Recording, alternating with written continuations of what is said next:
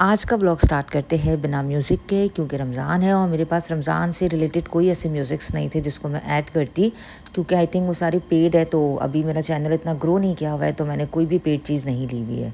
तो इंशाल्लाह अगर नेक्स्ट ईयर तक हो गया तो फिर देखेंगे। अच्छा, मैंने लास्ट ब्लॉग में बताया था ना कि रमज़ान की चांद रात को मैं और अयान गए थे नेस्टो, और सबसे ज़्यादा जो मेरा बेस्ट परचेज़ था ना वो था ये हैंड ब्लेंडर, या आई थिंक ब्रोन का था। और इसकी मुझे बहुत अशद नीड थी, क्योंकि जो मेरा ग्राइंडर का जग है ना सामने जो ग्रीन वाला पड़ा है, वो उसमें से अब है ना थोड़ा थोड़ा पानी लिक्विड जो है ना वो लीक होता है। तो मुझे था कि किसी भी दिन ये टूटेगा और मुझे नीड होगी। तो मैंने ब्लेंडर या ग्राइंडर लेने की जगह पे सोचा कि मैं इस तरह से हैंड ब्लेंडर ले लेती हूँ, ताकि जो है ये एक तो हैंडी भी है और सेकेंडली स्पेस भी कम लेता है। बस मैं ये क्लिप शूट कर रही थी और मुझे पता चला मेरे फ़ोन की मेमोरी फुल हो गई है, तो फिर आगे के क्लिप शूट नहीं हो पाए। बस लाते ही मैंने जो नेक्स्ट डे है ना फर्स्ट रमज़ान को सबसे पहले अदरक लहसुन का पेस्ट बनाया था, क्योंकि वो मेरे पास ऑलरेडी ख़त्म हो गया था। अब आज है ना फर्स्ट रमज़ान हो गई थी अल्हम्दुलिल्लाह दुबई में, और मेरा जो टेबल है ना एज़ यूजुअल बहुत ही ज़्यादा बिखरा हुआ रहता है, क्योंकि इसके ऊपर मेरी कैट का सामान और जो जंक फूड वगैरह हम लोग बिस्किट्स केक वगैरह लेके रखते हैं ना घर में खाने के लिए, वो बॉक्सेस में यहीं पड़े होते हैं, जिसकी वजह से इतना मैस क्रियोस हो जाता है ना। तो बस उसको मैं प्रॉपर्ली क्लीन कर रही थी, क्योंकि रमज़ान में तो ऑलरेडी टेबल पे स्पेस की नीड होती ही होती है, क्योंकि सिर्फ एक या दो आइटम्स नहीं होते हैं ना। अल्लाह का शुक्र है, अल्लाह का करोड़ों एहसान है कि काफ़ी सारी चीज़ें जो घरों में बन रही होती है। तो बस मैंने सोचा थोड़ा सा लुक चेंज कर देते हैं। मैंने बहुत ज़्यादा घर को डेकोरेट या डेकोरेशन करने का नहीं सोचा, क्योंकि बहुत ज़्यादा टाइम कंज्यूमिंग था और इस दफ़ा तबीयत में बिल्कुल भी वैसा मज़ा नहीं था या वैसी एनर्जी नहीं थी। तो मैंने कहा बस प्रॉपर्ली थोड़ी सी सेटिंग चेंज कर लेते, लाइक मैट्स वगैरह चेंज कर लेती हूँ। इतना बड़ा महीना है, बाबरकत महीना है, और ऑलरेडी जो है ना ये मैट्स मेरे पास पहले की परचेजिंग पड़ी थी, लाइक मैंने पहले कोई शॉपिंग की होगी ना, तो वो कबर्ड में पैक ही पड़ा था, तो मुझे जाके लेना भी नहीं पड़ा। तो बस अच्छी तरह से जो पुराना वाला रनर था ना उसको हटाया, टेबल को प्रॉपर्ली क्लीन किया अच्छी तरह से, ताकि जो है नए वाले मैट्स को बिछा सकूँ। तो ये ब्लैक कलर के जो है ना टेबल मैट्स जब मैं चेक करी थी ना अपनी बेडशीट्स वगैरह, तो अंदर से ये पैकेट निकला, तो मैंने कहा चलिए ठीक है अब इसी को बिछा लेते हैं। अल्हम्दुलिल्लाह अल्लाह का शुक्र है कि लिया हुआ था तो मुझे जाना भी नहीं पड़ा, अदरवाइज़ तो शायद मैं नहीं जाती कुछ भी लेने के लिए। लेकिन ये कि जब था तो मैंने सोचा चलो इसको भी चेंज कर देते, क्योंकि रमज़ान में हमारी अपनी चेंजिंग्स के साथ साथ ना ये हमारे डाइनिंग टेबल या हमारे दस्तरखान ज़रूर चेंज हो जाते हैं। और अल्लाह ताला बस इसी तरह से इन दस्तरखानों को वसी रखे, जिस तरह से रमज़ान के महीने में हमारे दस्तरखान वसी होते, इवन हमारी इबादतों को भी वसी करे, हमारे दिलों को भी वसी करे लोगों के लिए। बाकी जो जैसी चीज़ें थी ना, जो फ्लावर पॉट था, जो फ्रूट बास्केट थी, वो सारी चीज़ें मैंने एज़ इट इज़ ही रखी थी। अच्छा, ये फ्रूट में एक दिन पहले ही गई थी ना नेस्टो, तो बस वहाँ ऑफ़र्स थी और इतनी मज़े की कोई ऑफ़र थी कि मुझे बड़ा ही मज़ा आया, क्योंकि मतलब नोन से काफ़ी रेट्स में डिफरेंस था। तो मैंने अयान से यही कहा कि यार मुझे तुम हर वीकेंड पे जो है ना नेस्टो ले जाया करो, ताकि जो है मैं अपने फ्रूट्स और जो वेजिटेबल्स है ना वो नेस्टो से ही बाय कर लिया करूँ। बस अल्हम्दुलिल्लाह मेरा टेबल सेट हो गया था, मेरा रूम ऑलरेडी प्रॉपर क्लीन था, और बस पर्दों को कर्टन्स को लगाया, क्योंकि ये दोपहर का टाइम होता है ना, तो मेरी कैट्स को सोना होता है, तो बस इनके लिए फिर मैं अंधेरा कर देती हूँ, ताकि वो अपना एक डीप स्लीप वाला जो टाइम है ना अच्छे से एंजॉय कर सके। इसके बाद मैं किचन में आ गई थी। इस वक्त दोपहर के कोई 2:30-3 बजे वाला टाइम था, और मैंने जो है वो मुझे वड़े बनाने थे, साथ साथ मुझे पकोड़े बनाने थे। ऑलरेडी फ्रोज़न बना चुकी थी तो वो सब तो रेडी ही था, और फिर अली की कॉल भी आ गई थी कि वो आ रहा है, एक और भांजा भी आ रहा है। तो मैंने कहा चलो ठीक है, बच्चे जब सब आ ही रहे इफ्तार के लिए तो सारी चीज़ें ही फ्राई कर लेती हूँ, क्योंकि रेडी तो थी ही। और वड़े अयान को बहुत पसंद है, तो उसने कहा अम्मा मुझे वड़े खाने हैं, जबकि वो प्रॉपर डाइट पर है, लेकिन उसने सिर्फ छोटे छोटे से 2 खाए थे, ज़्यादा नहीं खाए थे। और अब इसके बाद बारी थी पकौड़ों के लिए प्याज को स्लाइस करने की, तो बस मैं पकौड़ों के लिए स्लाइस कर रही थी अनियंस को, और इसके बाद मैंने सारे अनियंस को जो है ना वो डाल दिया था बोल में, और फिर मैंने ले लिए थे आलू। आलू को भी ना सेम लाइक अनियन जो है ना मैं बारीक बारीक स्लाइसिंग कर लूँगी, और फिर इसके बाद और इसको बिल्कुल जो फ्रेंच फ्राइज़ की तरह हम काटते हैं ना, बल्कि फिंगर फ्राइज़ की तरह छोटे छोटे पतले पतले इस तरह से कटिंग कर लूँगी। और सेम उसको भी मैंने ना जो अनियन था ना उसको पहले अलग अलग किया, सारी जो स्लाइसिंग थी ना उसको सारा अलग अलग किया, और उसके अंदर यही वाले जो पटेटो थे ना जो मैंने कट किए थे, उन पटेटो को ऐड कर दूँगी। और बस एक हरी मिर्च ली थी, उसको बिल्कुल बारीक बारीक कट कर लिया था, दोनों वाले जो बोल्स है ना उसमें, जो बड़े वाला था उसमें भी, और सेम जो पकौड़े वाला था उसमें भी। अच्छा, अब जो बारी थी ना वो पकौड़ा का जो मसाला मैंने आलू और जो अनियन को स्लाइस किया था ना उसमें डालना था, क्योंकि अगर आलू में मैं मसाले नहीं डालती ना तो वो आलू काले होना शुरू हो जाते। तो बस इसके अंदर जो बेसिक स्पाइसेस है ना, हल्दी है, स्टीम रोस्ट मसाला है, कुटी हुई मिर्ची है, थोड़ा सा नमक है, और साथ साथ ना कसूरी मेथी और थोड़ा सा जिंजर गार्लिक का पेस्ट ऐड करके उसको मैंने अच्छी तरह से जो मिलाकर है ना रख दिया था, ताकि जब ये पानी छोड़ेगा ना मसाले प्याज आलू अपना, तो उसी पानी में थोड़ा सा कुछ ड्रॉप्स हम पानी ऐड करके बेसन को ऐड कर देंगे।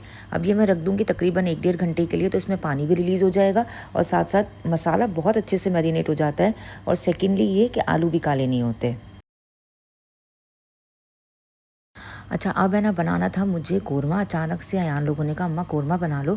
तो मेरे पास जो टमाटर थे ना वो फ्रोज़न थे। तो बस फटाफट से मैंने पानी को गर्म किया और उसके अंदर टमाटर को 1-2 उबाल दे दिए, तो ये बिल्कुल सॉफ्ट हो गए थे। और फिर मैंने इसको अच्छी तरह से ब्लेंड कर लिया था। और ये ब्लेंडर यकीन करें इतना बेस्ट परचेज़ है ना, आप लोग में से बहुत सारे लोग यूज़ करते होंगे।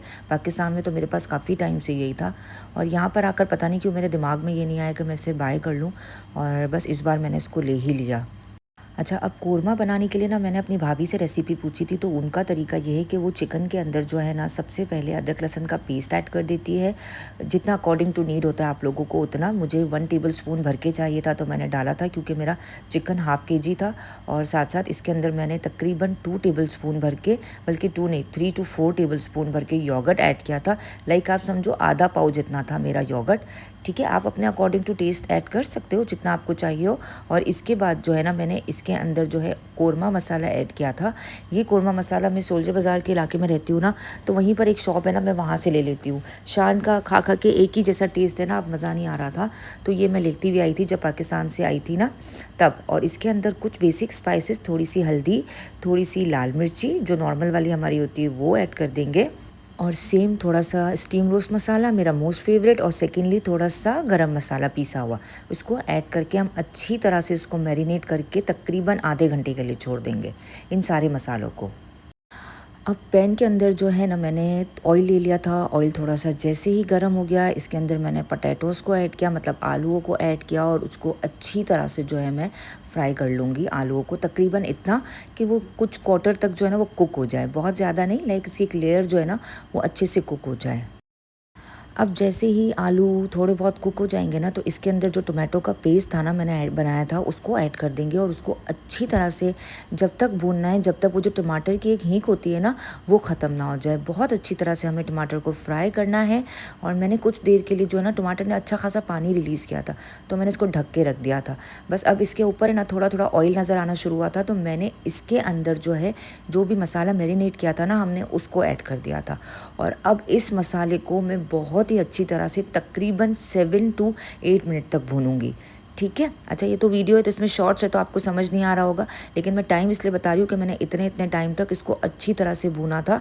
और फिर जो बोल में मसाला चिपका हुआ था ना उसमें पानी ऐड किया, और वो अगेन ऐड करके तकरीबन और 2-3 मिनट तक उसको भूना कि ऑयल रिलीज़ हो जाए। अब जैसे ही ऑयल रिलीज़ हो गया ना, तो इसके अंदर मैंने फ्राइड अनियन है, ये भी मैं अपने ही सोल्जर बाज़ार के इलाके से एक शॉप है वहाँ बहुत अच्छे फ्राइड अनियन मिलते हैं, तो वहाँ से ले आई थी। तो तकरीबन 3 टेबल स्पून तक भरकर मैंने इसके अंदर ऐड किया, और फिर तकरीबन 4 से 5 मिनट तक इसको मैंने भूना। और अब इसके अंदर अगेन मैं जितना मुझे नीड है ना पानी की, रस के लिए, शोरबे के लिए मतलब, तो उतना पानी ऐड करूँगी, ताकि उसी पानी में जो अनकुक्ड आलू थे ना वो गल जाए और मेरा चिकन भी गल जाए। बस ये सब काम करते करते मुझे ऑलमोस्ट शाम ही हो रही थी, तो मतलब इफ़्तार का टाइम भी सर पर आ चुका था, और बच्चे भी एक एक करके आना शुरू हो गए थे। तो मैंने सोचा चलो अब फ्राइड करना स्टार्ट करते। तो जो वड़े के लिए मैंने बारीक चॉप्ड अनियन और हरी मिर्ची काटी थी ना, तो उसके अंदर मैंने ये सारा वड़े का जो पेस्ट है ना वो मेल्ट हो गया था। ये मैंने डीप रोस्ट के लिए दोपहर में ही निकाल दिया था। अब इसके अंदर मैं नमक डालूंगी, थोड़ी सी कुटी हुई मिर्ची डालूंगी, थोड़ा सा स्टीम रोस्ट मसाला डालूंगी, और थोड़ी सी हल्दी डालूंगी, और इसको अच्छी तरह से मिक्स कर लूँगी। और ये सारी चीज़ें जो है ना हम अकॉर्डिंग टू टेस्ट डालेंगे, क्योंकि कुछ लोग बहुत ज़्यादा स्पाइसी खाते, कुछ लोग नॉर्मल खाते। तो बस ये सारी चीज़ें जो है ना मैं अकॉर्डिंग टू टेस्ट ऐड कर दूँगी।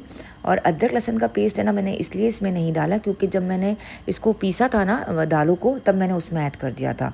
अब देखिए अल्हम्दुलिल्लाह मेरा कोरमा मज़ेदार सा, इतना खुशबूदार था, रेडी था। मैंने इसमें धनिया छिड़का और इसको ढक के रख दिया, क्योंकि एक चीज़ तो प्रॉपरली रेडी हो गई थी। बस प्लेट्स के अंदर टिश्यू रख लूँगी क्योंकि अब फ्राइड करना था, तेल भी गर्म हो गया था। तो मैंने बस सबसे पहले जो है ना वड़ों को फ्राई करना शुरू किया था।